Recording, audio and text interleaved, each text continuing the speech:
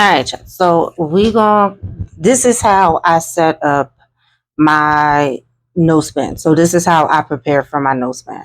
Number one, I am do well this go around. I'm doing $25 for each successful day. So that means each day that I completed my task at the end of the week on Friday, I will transfer. So if I did, let's say I did Monday and Tuesday was good, that's $50. Wednesday was a bust. Thursday and Friday were both good days. That means that I'm going to be transferring $100 to my savings account. So that's for each day completed. I also make a note of my why so that way it keeps me focused. My why is my savings goal.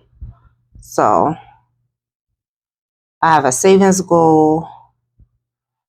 I have a big savings goal of $14,280. Now that is a number for me. I want to take a year off of work. So I need to have that in the tuck, not including my savings or anything else like that, like in the tuck strictly for me taking some time off.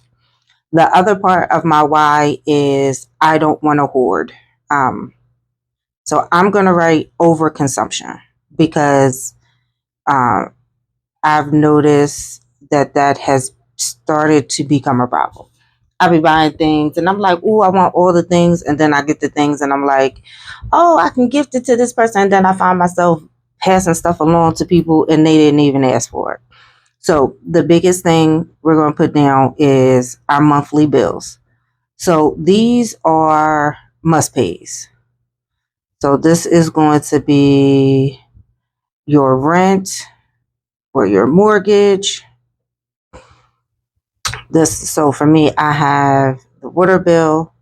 I don't pay the electricity bill, but if you're the person who's responsible for the electricity bill, you most definitely want to write that down. And I pay the internet. I also do Netflix. Now, Netflix is, of course, not a mandatory thing, but it's not something that I feel like I need to cut. So, with these monthly bills, you want to include everything that you're paying out on a daily, weekly, or monthly basis. So, and the bill section are the things that come due. So this is not the section where you're gonna write in I have my daily coffee and Starbucks, because that might be one thing that you need to give up. But I'm gonna show you how I kind of plan for those like treat me items so you don't feel like you're depriving yourself in advance. That's why I always prepare for my no spends so that way I have it in advance. So I don't have a car note. Y'all know I would say y'all know I'll drive. So no car note. So you want to, for those of you with car notes, you want to put down your car note. You also want to put down your insurance, and you want to put down how much you're spending in gas. So you probably gonna have to look at your bank statement to see how much you're spending in gas, either on a weekly and then multiply that by 4, or just do the math and figure out how much you're spending each month on gas. That is something that you need to account for. So now I'm also going to put in here credit card payment. So for me, I do have credit cards. So that's going to be a separate line. I want you to write down every single credit card that you have, even if it has a zero balance. The reason for this is because we forget that we have these cards. Like for me, I have a Torrid and a Lane Bryant card, and sometimes I forget. And with Lane Bryant, especially if you don't use your card in, I think it's like 90 days, they'll terminate they'll send you a letter, say, hey, you haven't been active, we're going ahead and get rid of your card. So I always want to make sure I go in every so often and purchase a bra or something, just to keep my card open. And I'm the petty person standing in line paying with their card and then turn around um, and just pay it off right then and there so I don't forget about. And then I also have a business card, credit card, and I have a, oh shit, I almost, sorry, I forgot. I was, and see, and that's why I write them out because I have several credit cards that I don't use. Um, they have, like, my home warranty is set to go on there, and then that following week it just automatically pays it off. I have auto pay set for that. So we have that. Now I want you to write down activities. Now this is either for you or your kids. So this is, I started doing my nails at home, but I'm still going to write nails, mani pedi, because of course I need to buy the nails or the supplies. I actually purchased the kit where I should be good for probably the next couple of months. I still do go to the shop to get a pedicure. I do touch-ups in between. If you go to the spa, you want to write that down. How much do you spend monthly at the spa? If your kid plays sports, you have daycare, any of those items that would go in your activities section. Okay. So we're also going to put food. Now I want you to write down what you're actually spending and then draw a line. And then we're going to write down what are we going to budget for. Now, so for me, my water, like your rent and mortgage, that's not going to change. Okay. My water bill is usually no more than like $65. So I'm going to put 65 because that's the max. My internet is always the same. Netflix is always the same. My credit card payments are going to vary. Now, this is why I say put this section into the budget, because you want to put down what is your minimum payment, and then if your goal is to pay off one of those cards, how much extra are you going to set aside to put there. Now, for food, this also includes, I should have made a separate line. So I would say put a separate line for eating out versus going grocery shopping. So for me, for August, I want to stay within $300 for groceries. So that is going to be the budget. I will tell you right now, we spend more than that food wise. Eating out, I'm like, we ate out yesterday and we spent $52 for two people. So excuse me, and that was like some last minute type stuff. So that's why meal planning is a big part of this. Now we're going to put down miscellaneous and extras. So these are things that you may be paying but are not necessities and they're kind of luxury items. So for me, I have a cloth and paper subscription, and that is $55. My treasure chest subscription is quarterly. It will be coming out soon. That's $132. And that's it. I'm about to say everything else I've pretty much gotten rid of. So for me, this is going to be, so we're going to write August. So I am going to cancel my subscription. I paused my treasure chest subscription. I actually didn't want this box that's coming up. She did a preview of it, and I don't really want it. The cloth and paper, I canceled altogether because I'm deciding if I still want to keep that subscription or not.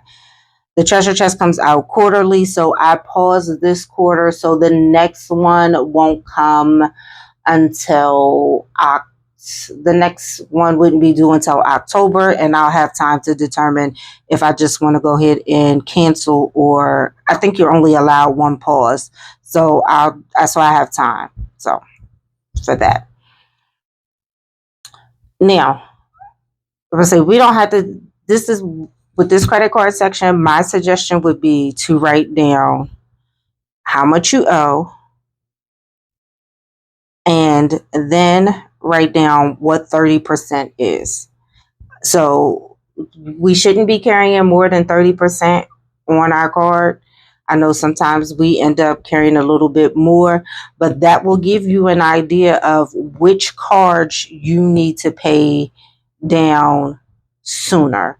So if you have one, like, okay, we just, because I would say I would have to physically pull them out because I don't know these by heart.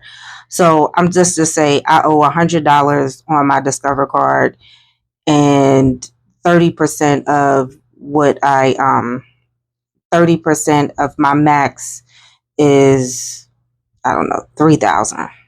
Okay. I'm under the 30%. So that card is not going to be a major issue. Okay. Let's say I owe $800 on Lane Bryant and 30% is 1,000.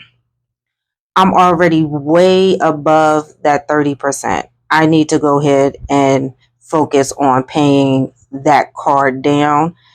This card I can probably go ahead and pay off quickly, but this card I need to make extra payment toward. I need to make extra payments toward. You want to do that part before you set what your budget is going to be for your credit cards. You want in this side, you want to put in the minimum that you need to pay for each of your credit cards. On the budget side is putting extra money towards your cards that are over the 30%. Okay. Hope that makes sense. All right. So, Tawana, I do not have a freezer full of stuff. I don't have, I kind of do my grocery shopping on a weekly basis. Meal planning is going to be your friend. I also go out to work 45 minutes every day. Here are my ways that I set myself up for success with the no spend. If you stop to get gas at Wawa or Exxon or wherever you stop to go get your gas, go in there, go get a Wawa gift card for $200. Because we've already done the math and we know that we spend about $200 a month on gas. Again, I don't want y'all texting me talk about, girl, where you get that number from. Listen, these is just estimates. We guessing. So if you are somebody who doesn't have a deep freezer, you don't have a lot of things in the freezer, and you don't know if you can do 2 weeks worth of meal planning at one time, my suggestion would be whatever your budget is for food. I would say either you can do the cash envelope style where you physically take out the cash and you put it in an envelope and that's what you spend on groceries, or you can do the Visa gift cards or whatever grocery store you use gift card. Or another option that some people may frown upon is putting it on, like if you have a separate account that is different from where most of your income comes to, using that account as the account that you use. Like, let's say you'll put $500 in that account. That has to be your groceries and your gas. And that's all that's in that account for that month. That's also an option if you don't want to do the gift card route. That's why some people still do the cash stuffing in the envelopes. I personally don't do it that way. I do it the gift card way. Like, I have a rechargeable Visa and that's what I use when I set my budget for food. So then we have, so I'm just going to put gift cards. I know my paper is all over the place. So that's food. So then you've already set aside your $300 for your food. Now I want you to write out, what do I buy daily or weekly as a treat? If it is, let's say it's Starbucks, or can you make these refreshers or anything at home? Put that into your food bill. What do you need to make those things at home? You also want to look at what are your shopping triggers.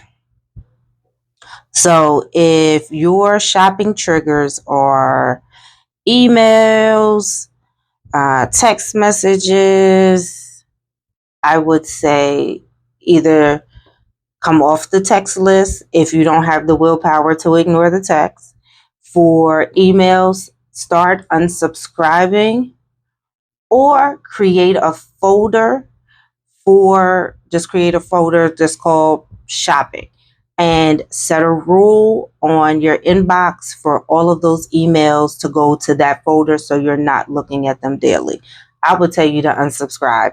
You can always go back and resubscribe later. You're not spending anything. So if you miss that sale, that's okay because we're on a no spend anyway.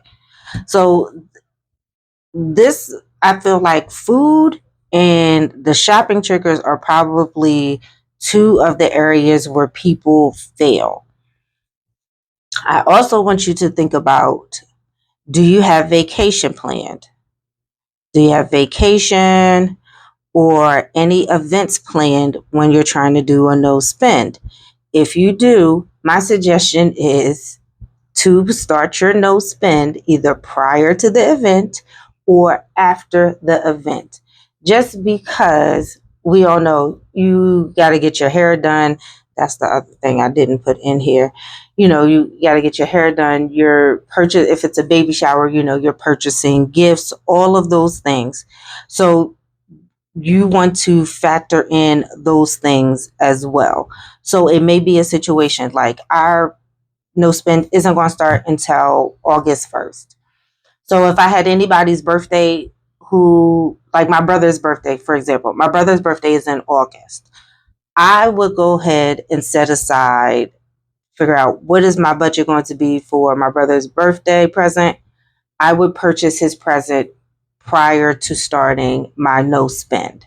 I've already purchased it. It's to the side. It's not something I have to worry about because we all know you go into Target for toothpaste and you come out with $100 of worth of items. So we want to avoid that happening. So once you've done all of it is important to do your numbers to know where you stand, to make sure that you're setting yourself up for success and to see what is the potential that you have to save. Like you'll take a look at these. Like for me, I'm not going to the spa in August at all. I have my hair braided.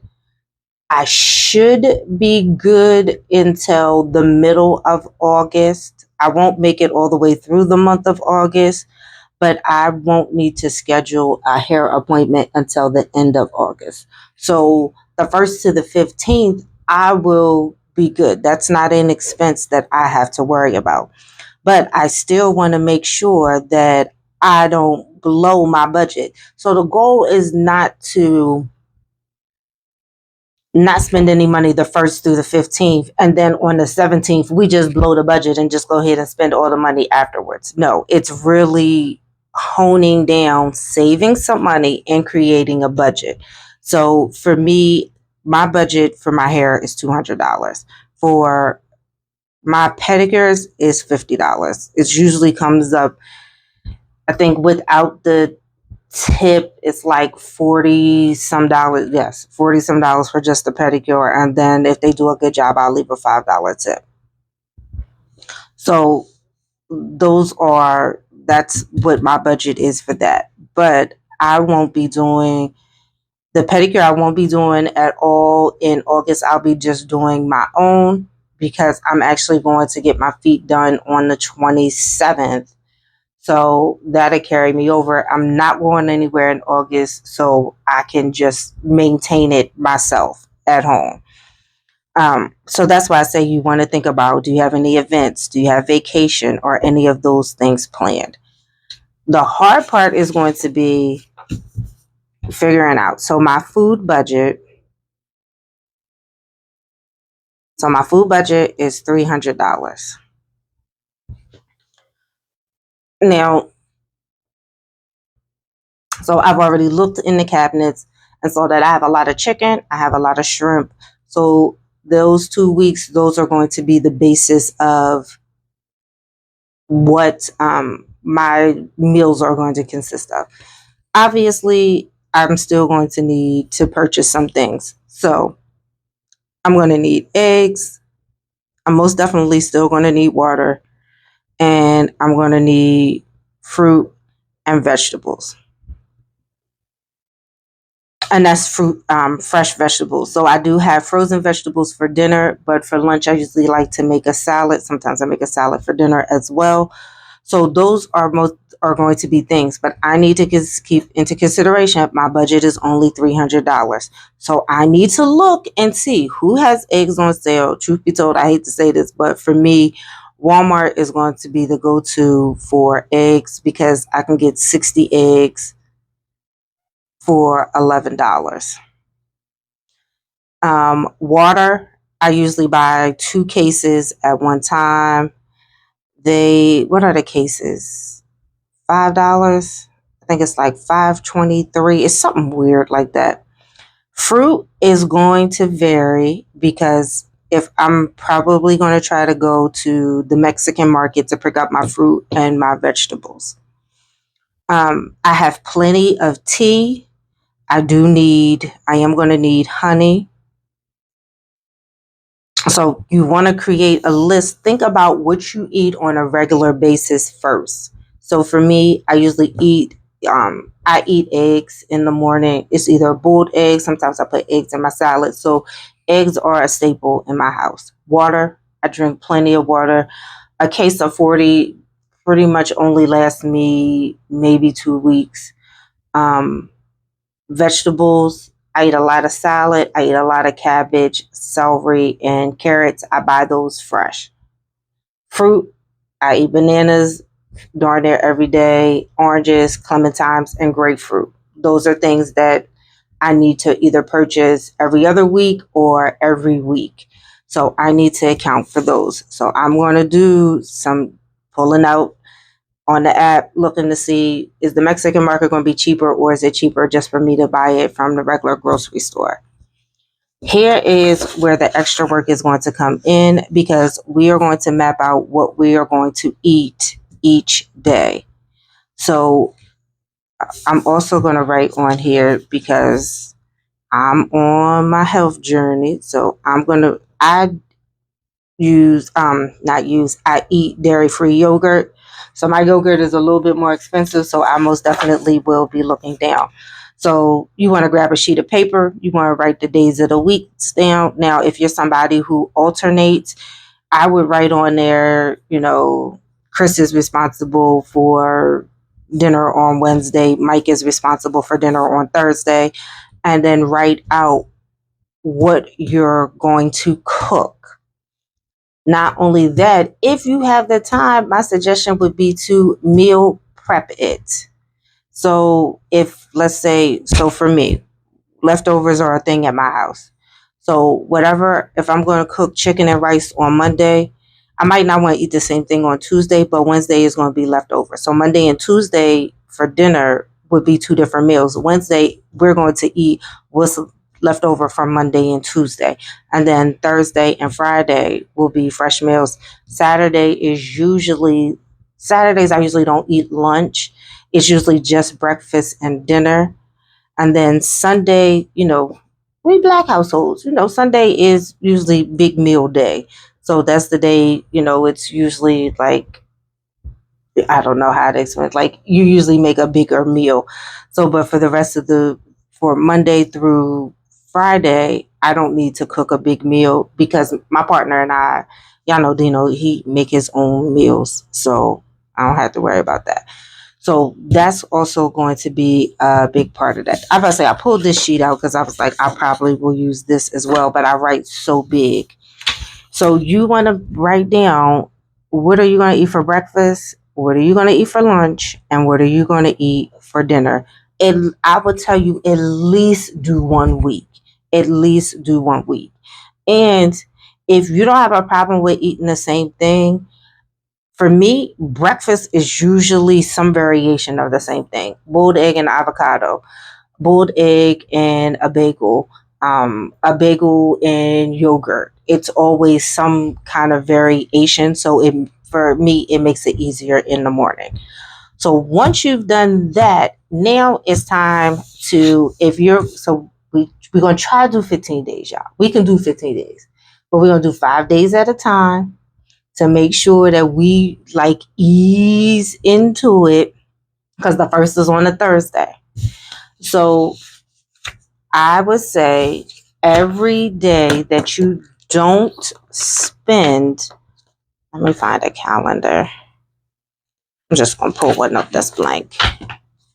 Oh, y'all don't care about. I'm about to say y'all already know who birthdays.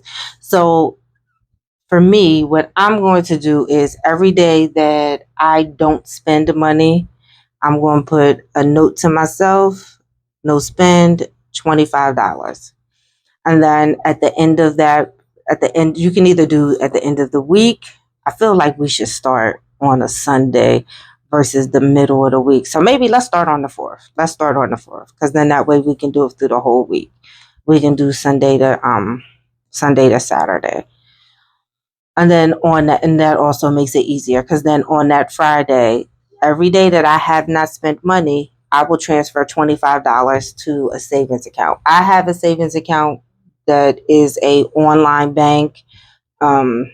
There are no branches in my area. I think they have branches in like Boston, like way up north in Canada. So, and I don't even know what I did. They sent me a debit card. I don't know what I did with it. It's in one of the drawers somewhere. But if I want my money, I'm gonna have to wait 3 days to transfer it to my other account, just because I don't know where the debit card is. So that's why I set that account up, because half the time I forget I even have that account, because that's all it is for. It is strictly for me. There are no withdrawals from that account. That account is strictly for me to stash money. And because I'm a visual person, I have a desk calendar. That's oh, wait a minute, can I show y'all my calendar? That's right there. I'll be actually writing my successful days down on that particular calendar. I hope this was helpful for y'all to see how I set it up. And yes, I do go through the extremes of unsubscribing, and then, later on, if I'm in the shopping mood, resubscribing to certain emails. But for me, the email sales are the trigger point. Like, I can ignore the text messages, because sometimes I'll even click on the link, go to the website, and just peruse, and then be like, oh, let me get back to doing whatever I was doing. But it'll be the emails. And that's why I'm using my desk calendar as my as kind of my reward tracker, because I will tell you now, I do majority of my shopping when I'm sitting at my desk. I know when we supposed to be out here working, I'm on there buying tights and stickers and all type of stuff. But I hope this was helpful. If I was talking too fast, or you got a question or anything, or you feel like I missed something, let me know. Send me a text message. I will be texting y'all for accountability, to be like, hey, where we at? Because y'all know we got vacations to go on. We try to live our best life and still be responsible all at the same time. All right, y'all.